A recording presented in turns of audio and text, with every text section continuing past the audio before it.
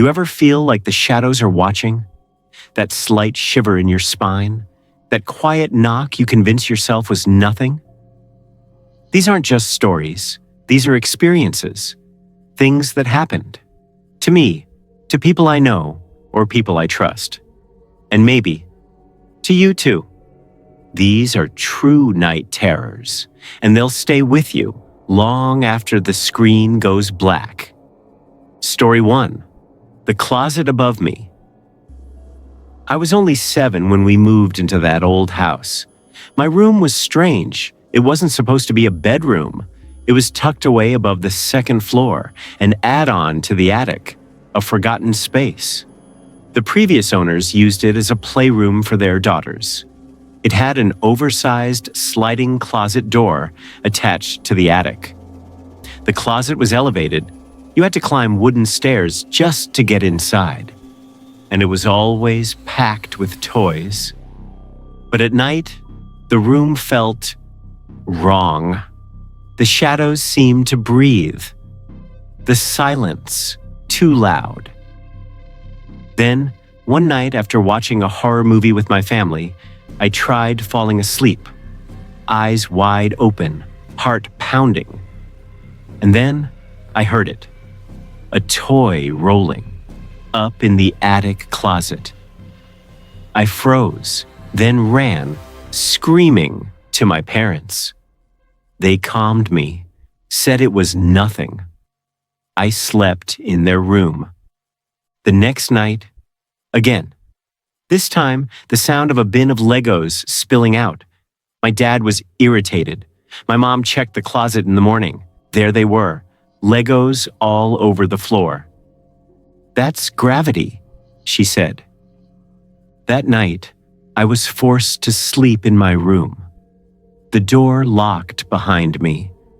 I laid there, eyes on that dark closet. Then, the sliding door rolled open, loud with purpose.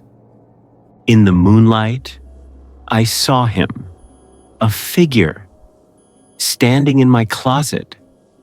He stepped forward, then jumped, ran straight through my door, down the stairs, and vanished into the night. The police never found him. Story 2. The Haunted Note.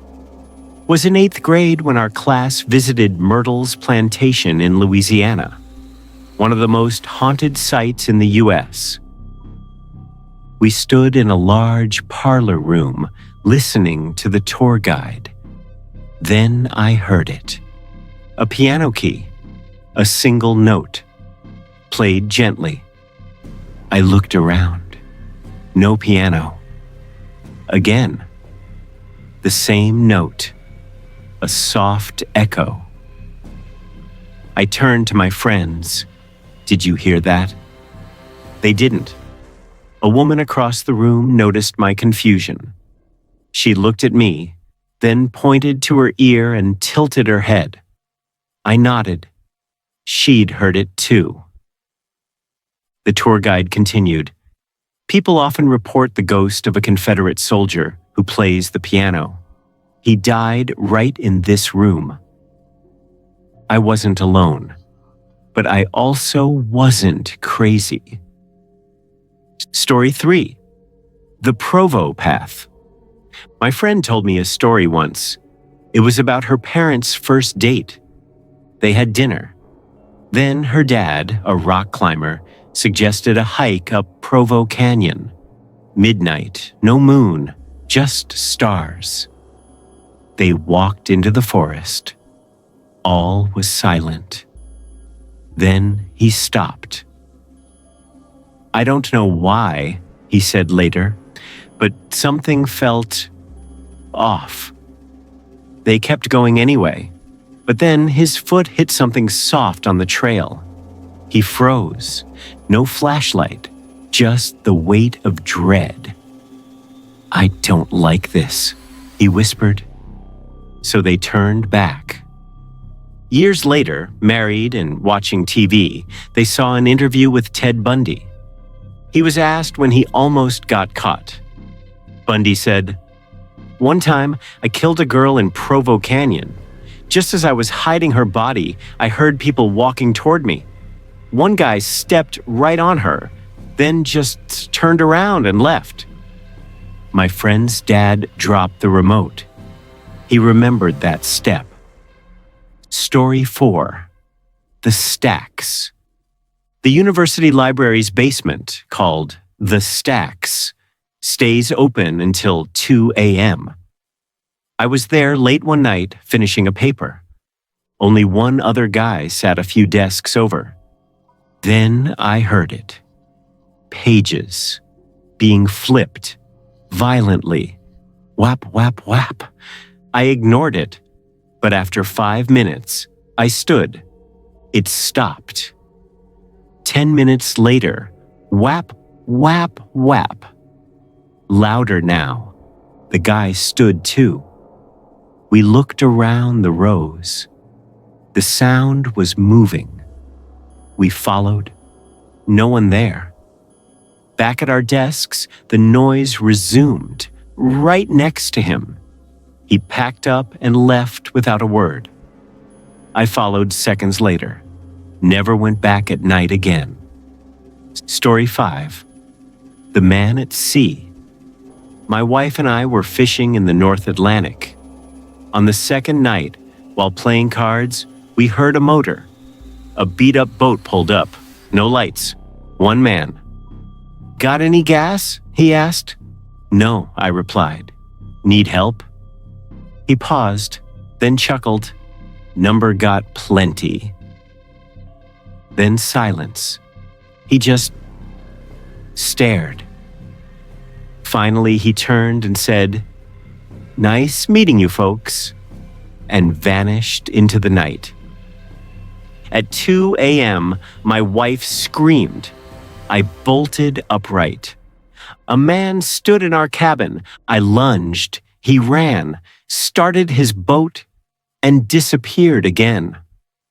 We left that night, reported it, but no one ever found him. Story 6. The Corner. In my bedroom, across from my bed, was a dark corner, never touched by light. One night, I couldn't sleep. I had that feeling, like someone was staring. I opened my eyes. A shadow, standing in the corner, watching. I shut my eyes. It had to be my imagination. Then, creak, a floorboard. I looked again. The shadow had moved, now in the opposite corner. I cried myself to sleep under my blanket, too scared to move. Story 7. The Unzipped Tent. Camping in the woods with my family, I shared a tent with my siblings. Around 2 a.m., I saw the zipper slide down.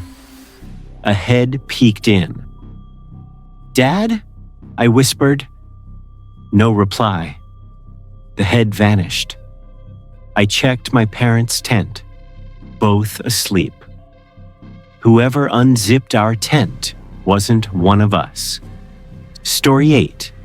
The Painter. My parents were on their honeymoon in Key West. They requested a new room due to smoking policies.